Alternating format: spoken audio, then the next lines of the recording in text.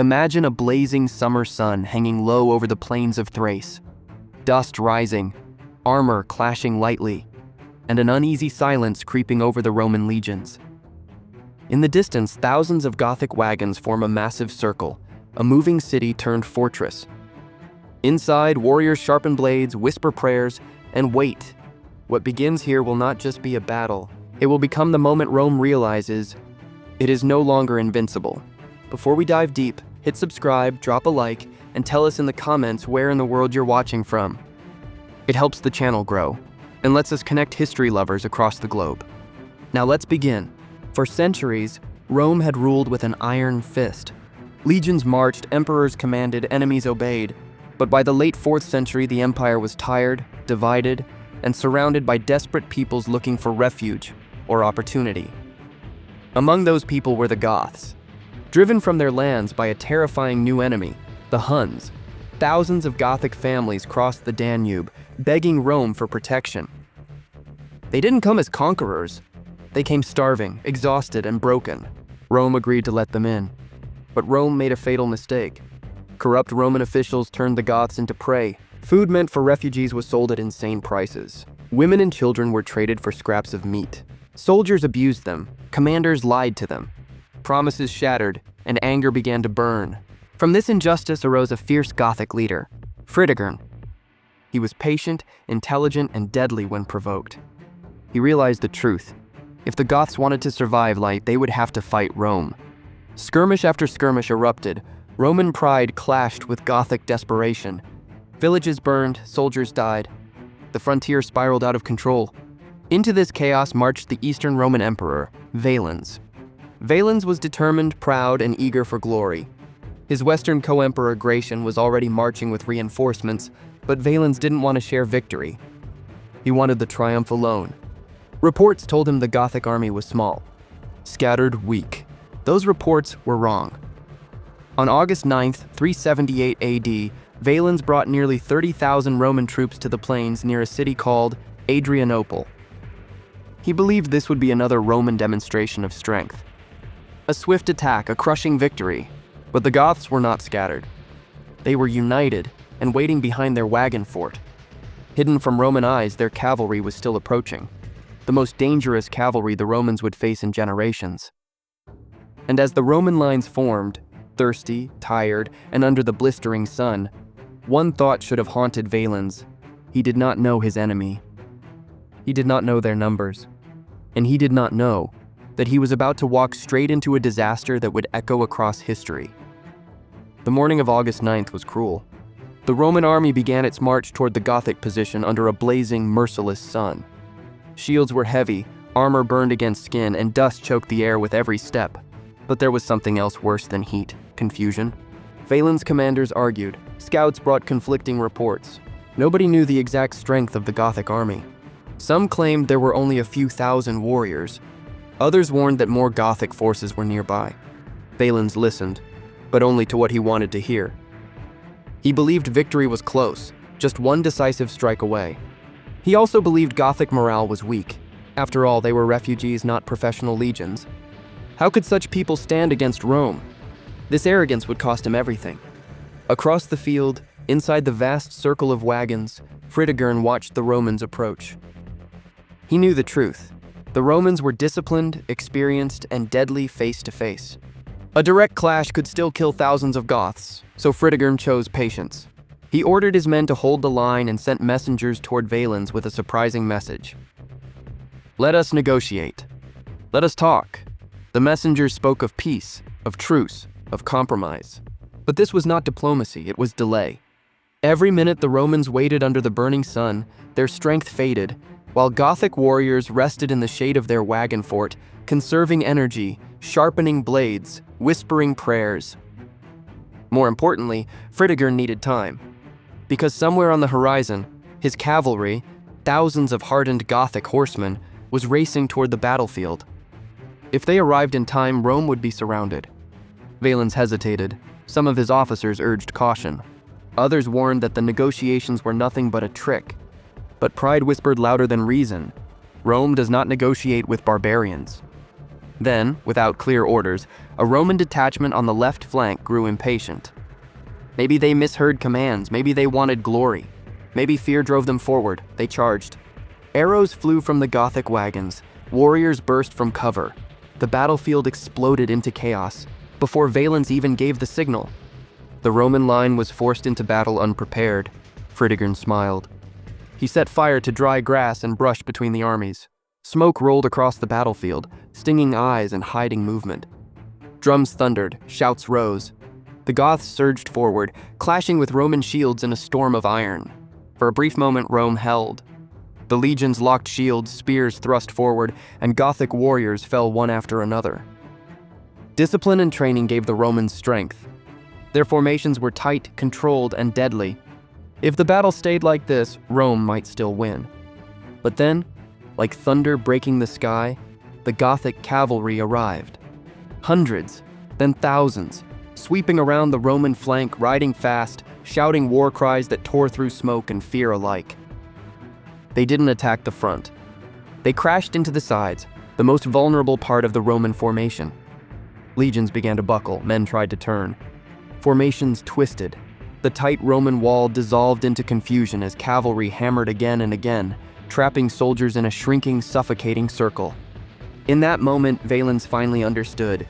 This was never a simple battle. It was a trap, and Rome was already inside it. The battlefield was now a storm of smoke, dust, and terror. The Roman legions, once the symbol of discipline, were trapped in a tightening ring of steel. The Gothic infantry pressed from the front.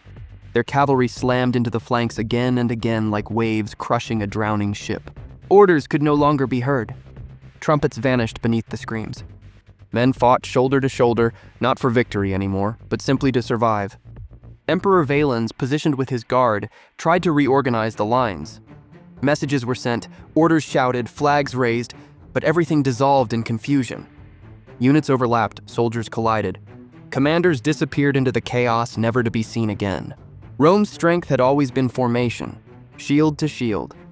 Discipline over fear, order conquering chaos. But at Adrianople, chaos won. As the cavalry circled, the Romans were packed so tightly that many couldn't even lift their swords. Some suffocated where they stood.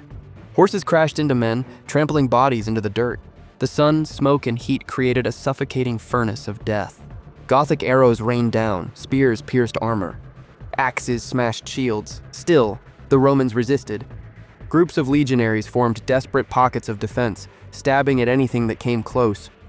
On another day, another battlefield, their courage might have saved them. But Adrianople showed no mercy. Slowly, the Roman army broke apart. The left wing collapsed first, crushed beneath repeated cavalry charges. Soldiers threw down shields and ran, but there was nowhere to escape. The Goths hunted them mercilessly, cutting them down across the fields. The right wing tried to hold its ground, but when commanders fell, fear spread like wildfire. Rumors raced through the ranks. The emperor is dead. We are surrounded! No one is coming! Panic finished what the Goths had started. Valens himself was wounded in the fighting. Some accounts say an arrow struck him. Others say he was carried away by loyal guards to a nearby farmhouse. Inside, they tried to treat his wounds while the battle raged outside. Then the Goths noticed. They surrounded the building and set it ablaze. Whether Valens died from burns, smoke, or enemy blades, history cannot say with certainty. But one thing is clear. The Eastern Roman emperor did not leave Adrianople alive. When the sun began to fall, the battlefield was an ocean of bodies. Thousands of Roman soldiers, officers, veterans, elite guards, lay dead. Nearly 2/3 of Valens' army was destroyed. Many of Rome's best commanders were gone forever. For the Goths, victory came with shock. They had not just survived Rome, they had shattered it. As darkness fell, the surviving Romans fled toward fortified cities, hearts heavy with fear and disbelief. Adrianople was more than a defeat. It was a message. Rome was no longer untouchable. The empire that had crushed Carthage, conquered Gaul, marched into Jerusalem, and humbled kings had now lost to refugees it had once tried to control, exploit, and betray. News traveled fast. In Constantinople, shock turned to panic. If Rome's legions could be destroyed, then who would protect the cities? Who would guard the empire's borders? Everything suddenly felt fragile. And the Goths, hungry, hardened, and victorious, were not done yet. They were marching toward the heart of Roman territory, and there was little left to stop them. Night covered the plains of Adrianople, but darkness brought no peace. Fires burned where wagons had smashed, bodies lay twisted across the fields, and the groans of the wounded floated through the air like ghosts. Wolves and scavenger birds waited at the edges of the battlefield, sensing a feast. For Rome, this was more than a loss. It was humiliation. The survivors stumbled toward fortified towns, barely able to walk from exhaustion and fear. Some tossed away armor to run faster. Others carried wounded friends on makeshift stretchers. Many didn't speak at all, their minds shattered by what they had witnessed. Word soon reached Constantinople. The people panicked. Merchants closed shops, families barricaded doors. Priests prayed in the streets. Rumors spread that the Goths were marching straight toward the capital and that nothing could stop them. For the first time in generations, Rome's eastern heart trembled. Inside the imperial palace, chaos reigned. The emperor was dead. Generals were gone. The chain of command was broken. Advisors argued endlessly. Some demanded peace, some demanded vengeance. Some simply had no idea what to do. But one fact could not be denied. The Roman army, the shield of the empire, had been torn apart. Meanwhile, the Goths moved through Thrace like a storm. Yet this was not a disciplined conquest. They were not Rome. Many warriors broke into farms and estates searching for food, gold, weapons, anything of value. Some families hid in forests and mountains, terrified of both Goths and Roman tax collectors alike. Fritigern faced a difficult truth. He had won an unbelievable victory, but he did not control a professional army. His forces were still refugees and tribes, not a united kingdom. They could defeat legions, but they could not yet replace Rome. Still, the psychological damage was done. Adrianople shattered the illusion of Roman invincibility. Foreign tribes across the frontiers heard the news and thought, if the Goths can defeat Rome, why can't we? The Western Emperor Gratian finally arrived, but too late to help Valens. He understood the scale of the disaster and knew that reckless revenge would only deepen the wound, so the Romans rebuilt slowly. Painfully, they recruited new soldiers, fortified cities, and reorganized defenses. But training fresh legions took time, and no amount of discipline could erase the fear planted at Adrianople. Historians later compared the defeat to earlier disasters, like Cannae against Hannibal. But Adrianople was different. At Cannae, Rome recovered, adapted, and eventually crushed its enemy. After Adrianople, something inside Rome cracked and never fully healed. The Goths, still roaming, eventually negotiated settlement within the empire, not as conquered slaves, but as partners in military service. This was something unthinkable in earlier centuries. Rome was forced to adapt or collapse. But the seeds of the future had already been sown. Adrianople revealed that Rome could fall to its own arrogance, bad leadership, and injustice as much as to foreign swords. The empire survived for more years, but historians later saw this battle as one of the great warnings on the road to Rome's eventual decline. The world after Adrianople was different, frightened, uncertain, and forever haunted by the memory of a battlefield where an empire learned the cost of pride. History often remembers victories, glorious triumphs, parades, emperors standing proudly beneath shining banners.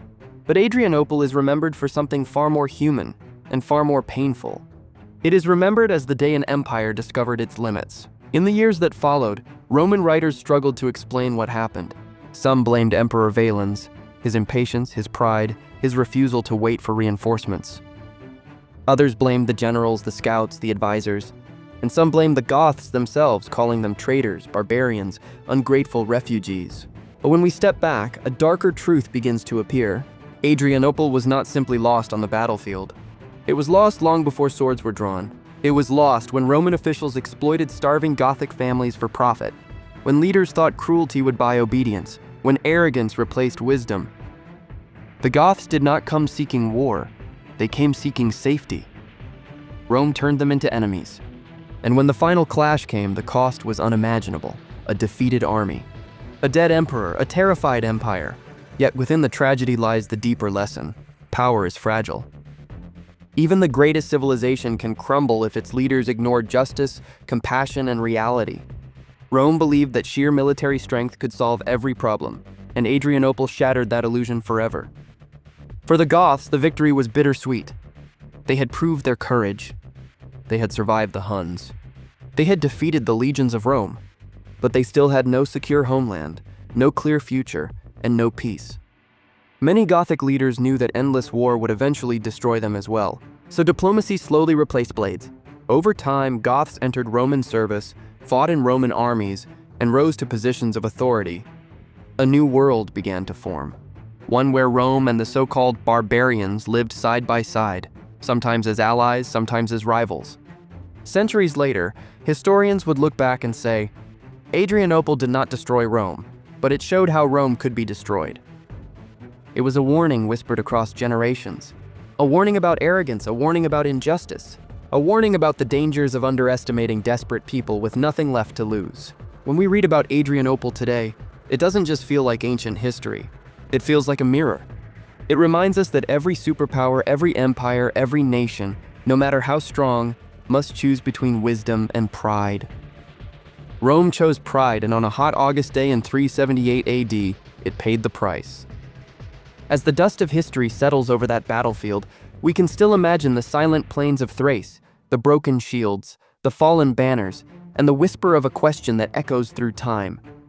How many future empires will forget this lesson and fall the same way? Thank you for watching this journey through history. If you enjoyed it, don't forget to like the video, subscribe, and write in the comments where you're watching from. Your support helps bring more epic stories to life. And remember, this was the battle that shattered Rome, Adrianople, 378 AD.